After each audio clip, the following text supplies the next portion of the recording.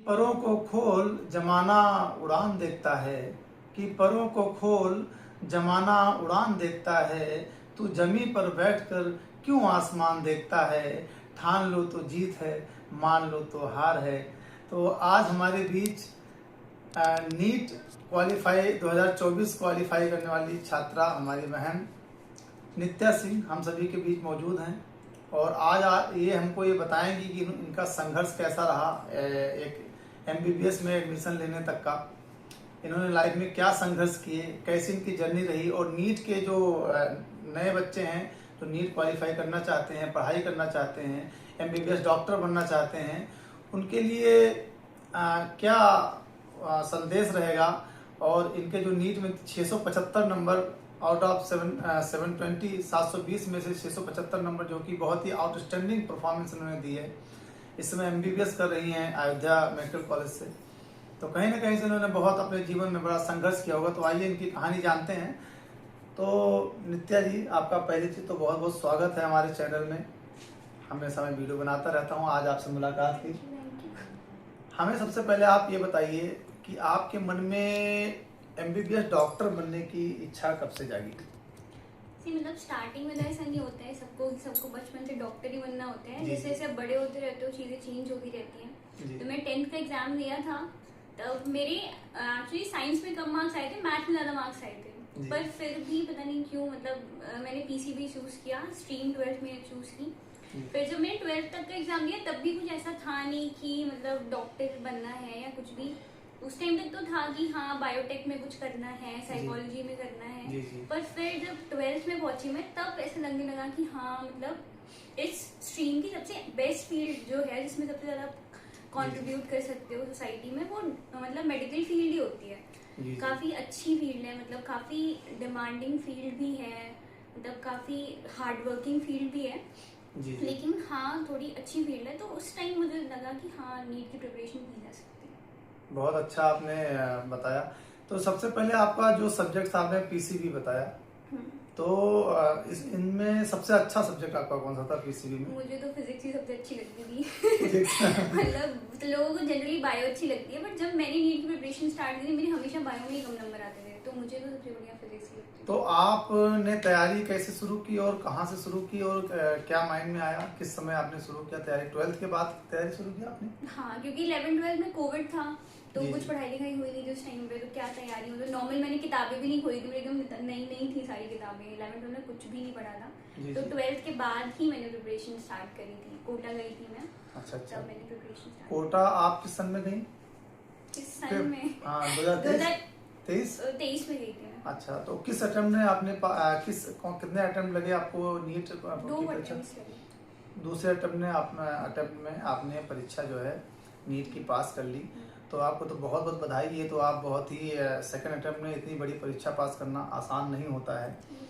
तो आगे क्या संदेश देना चाहेंगी जो हमारे जो नीट वाले बच्चे हैं, जो PCB के लिए हुए हैं और तैयारी कर रहे हैं इस समय, वो भी सपना संजो रहे हैं कि हम डॉक्टर बनेंगे, आगे चल के जनता की सेवा करेंगे। तो क्या संदेश देना चाहेंगे उनको? तैयारी किस तरह से करनी चाहिए जो नए लड़के हैं? ये तैयारी करने के लिए तो पहले तो मतलब थोड़ा डेडिकेटेड होना इम्पोर्टेंट है। पर इतना भी डेडिकेशन मतलब ये होता है कि अपना आपको 100% देना है। ये नहीं कि आप मतलब किसी भी फील्ड में उतरो, कोई भी काम करो अच्छे से करना है। ये नहीं कि आधे मन से कर रहे हो, अब आ ही गए हो, भले ही किसी भी वजह से आए, जैसे भी आए, बट अब आ गए हो तो करके ही जाना है। और अगर जैसे सबसे इम्पोर्टेंट तो डिसिप्लिन बहुत इम्पोर्टेंट है कि एक बार सोच लिया कि इसको इतने टाइम में करना है तो वो करना है। क्योंकि यही जैसे मैं जब कोटा के पहले ऐसे नहीं पढ़ाई करती थी, कोटा जाने के बाद मुझे एक्चुअली पता चला कि डिसिप्लिन नाम की एक चीज होती है। कि आपको बिल्कुल टाइम वेस्ट नहीं करना। खाना भी वहाँ पे लोग बच्चे खाते हैं तो टाइमर लगा के खाते हैं कि हाँ 15 मिनट में खाना खा लेना है, इतनी देर मुझे बाहर रहना है, इतनी देर ये करना है। हर चीज का एक शेड्यूल और टाइमिंग होता है। उसको बहुत ध्यान में रखना है, क्योंकि बिना डिसिप्लिन के आप कुछ भी अचीव नहीं कर सकते। सबसे प्राइमरी तो है कि आपको डिसिप्लिन डिजाइन करना है कि हाँ करना कैसे है, उसके बाद फॉलो करना आता है। बच्चे पे तो डिजाइन ही नहीं कर पाते हैं, कंफ्यूज रहते हैं पहले ही दिन से। उसके बाद उसको धीरे धीरे फॉलो करो। मतलब पहले थोड़ी प्रॉब्लम होगी, धीरे धीरे आप डिसिप्लिन एक ऐसी चीज है जो टाइम के साथ अपने आप ही अच्छी होती जाती है।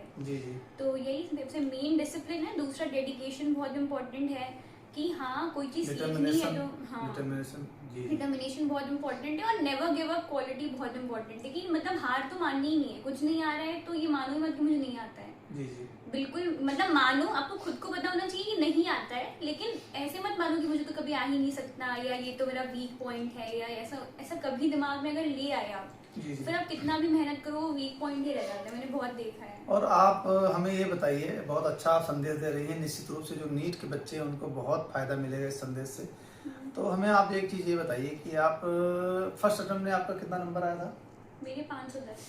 510 नंबर। और सेकंड अटेम्प्ट में जब आपने पढ़ी 675। 675। तो आपने इतना ज़्यादा अंतर दूसरे अटेम्प्ट में कैसे पैदा किया? मतलब कितने घंटे पढ़ते थे आप?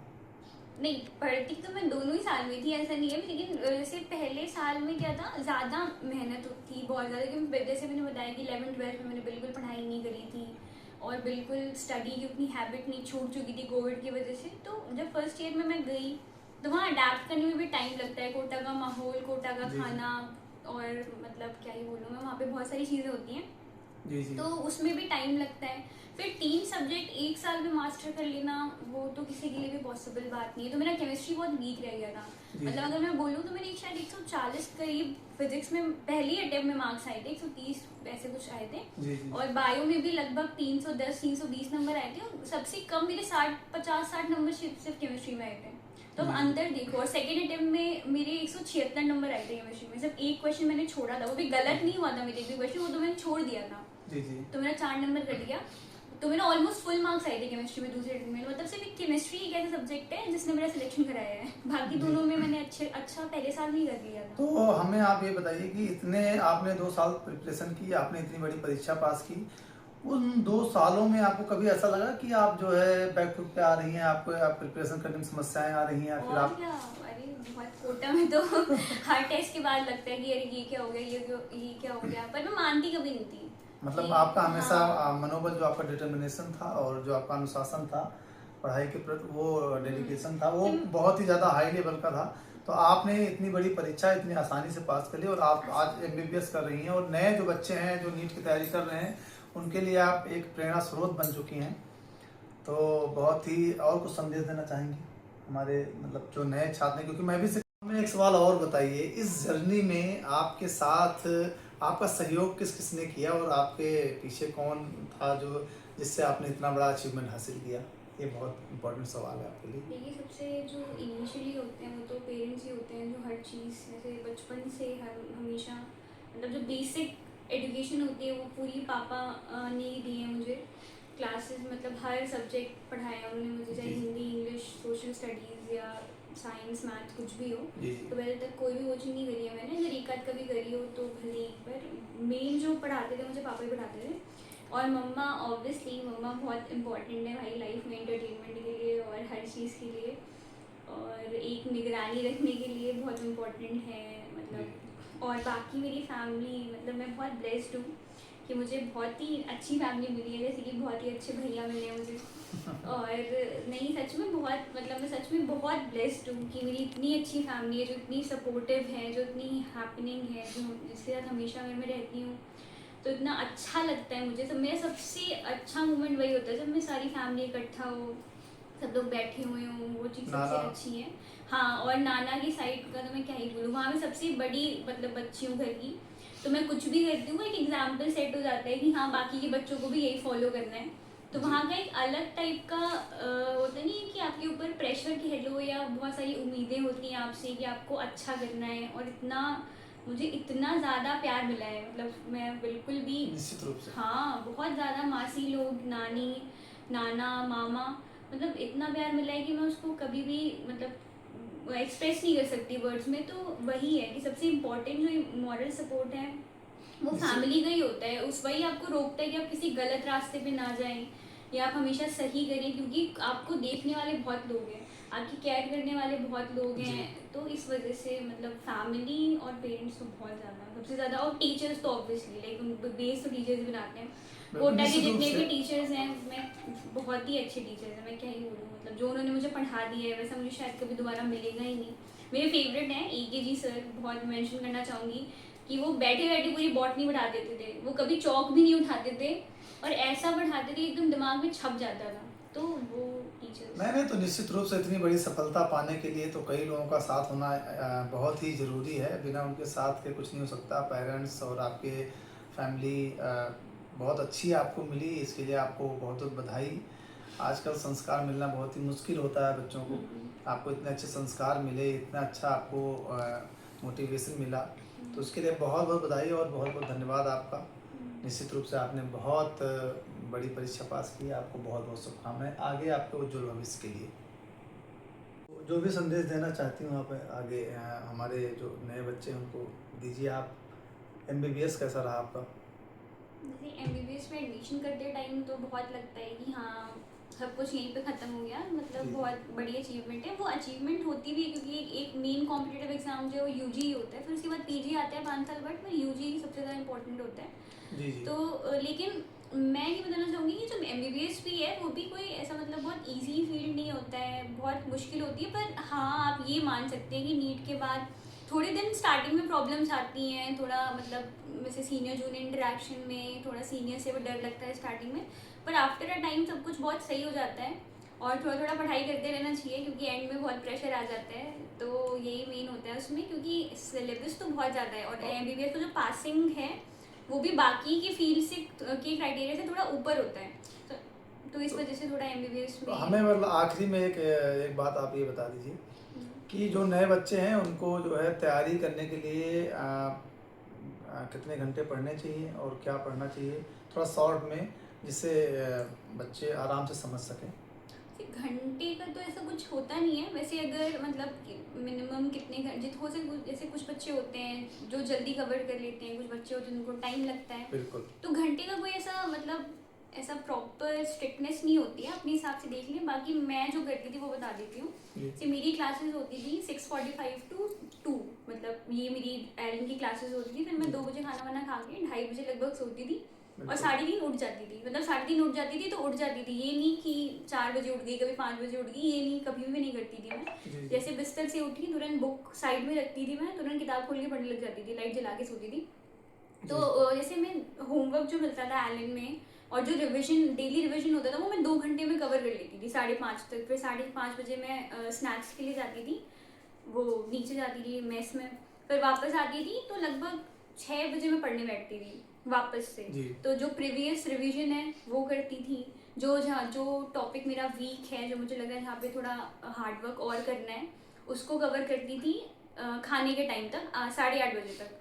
फिर खाना खाने के बाद घर पे बात करना, मतलब पेरेंट्स से बात करना, क्योंकि वो भी बहुत इंपॉर्टेंट है। बिना उनसे बात किए ऐसा मतलब बहुत इंपॉर्टेंट पार्ट होता है। हाँ, कॉन्फिडेंस, आपको कोई प्रॉब्लम है तो आप उनसे बताओगे, तो वो बहुत इंपॉर्टेंट है। उसके बाद वापस पढ़ने बैठना है और जो पहले का है, जो टेस्ट में नहीं आ रहा है, वो भी आपको उसमें कवर करना है। तो ऐसे आपको डिवाइड करना है कि पहले आपको एक करंट रिवीजन करना है, फिर जो टेस्ट में प्रीवियस टॉपिक आ रहा है उसको रिवीजन करना है, फिर उसके बाद वो रिवाइज करना है जो टेस्ट में नहीं आ रहा है लेकिन वो प्रीवियसली छूट चुका है। मतलब जो एलएम में पढ़ते होंगे या फिर जो नॉर्मल कोचिंग में भी पढ़ते होंगे या बिना नहीं भी कोचिंग में पढ़ते होंगे, उनको समझ में आ रहा होगा कि मैं क्या कह रही हूँ, जो टेस्ट सीरीज देते होंगे वो। नहीं, बहुत बहुत अच्छा आपने संदेश दिया। और एक सवाल और रह जाएगा, लास्ट में पूछूंगा मैं आपसे। ऐसा बीच में कोई शौक जो आपको अच्छा लगता हो, आपने बीच में 2 सालों के बीच में आपने उस चीज़ को किया हो, कोई ऐसा शौक?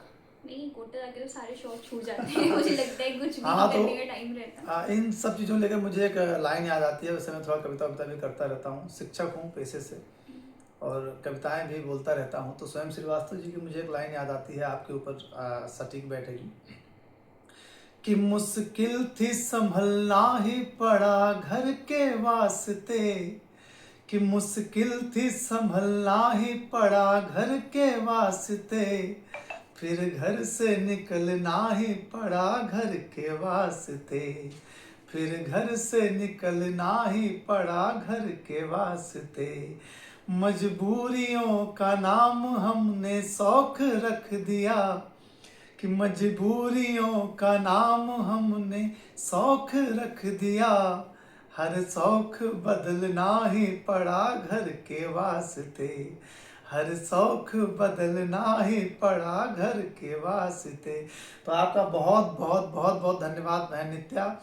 आपने बहुत ही सटीक और बहुत ही अच्छी जानकारी हमारे जो नए नीट के छात्र हैं उनको आपने दी है। निश्चित रूप से उन बच्चों को जो सपने संजो रहे हैं डॉक्टर बनने के लिए या कुछ अच्छी फील्ड में जाने के लिए, फिजिक्स केमिस्ट्री मैथ में अच्छा करने के लिए, तो निश्चित रूप से ये वीडियो उनको बहुत हेल्प करेगा। और जिन भी लोगों को डॉक्टर नित्या पसंद आई हो या हम पसंद आए, हमारी वीडियो पसंद आई हो, तो उसको शेयर, सब्सक्राइब और लाइक जरूर करें। बहुत बहुत धन्यवाद, बहुत बहुत धन्यवाद। Thank you so much. धन्यवाद, थैंक यू।